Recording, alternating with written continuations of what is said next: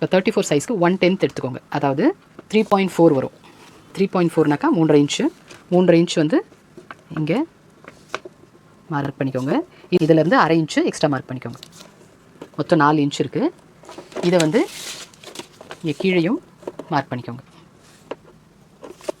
இப்போ இந்த பாயிண்ட்டையும் ஜாயின் பண்ணிக்கோங்க.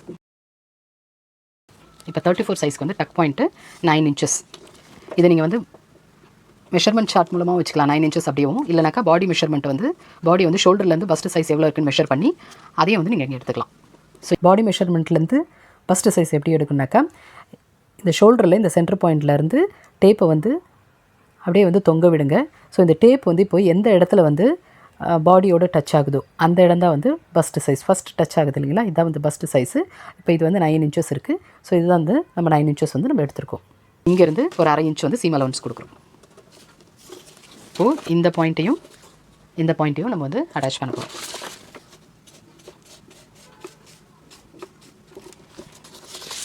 இப்போது இந்த லைனை மட்டும் கட் பண்ணிக்கலாம். இப்போ வந்து இந்த மாதிரி 2 பீஸாக வரும்.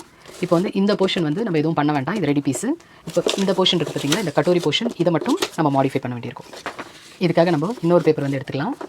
இதில் வந்து இந்த கட் பண்ணி வச்சுருக்கோம் பார்த்தீங்களா, இந்த கட்டோரி பார்ட், இதை வந்து இந்த கார்னரில் வச்சு ப்ளேஸ் பண்ணிக்கோங்க.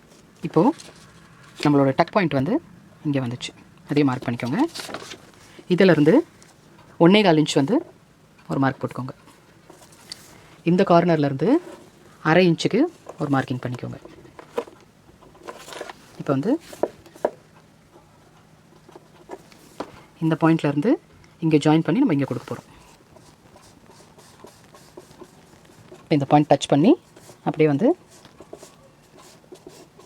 கர்வை வந்து இங்கே வந்துடுங்க. இதுக்கப்புறம் வந்து இதை மார்க் பண்ணிக்கலாம்.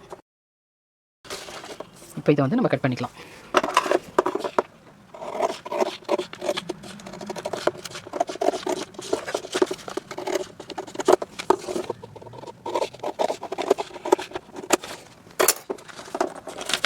இப்போ இதுதான் நம்ம ரெடி கட்டோரி பார்ட். ஸோ இதுதான் நம்மளுடைய ஃப்ரண்ட் பேட்டர்ன்.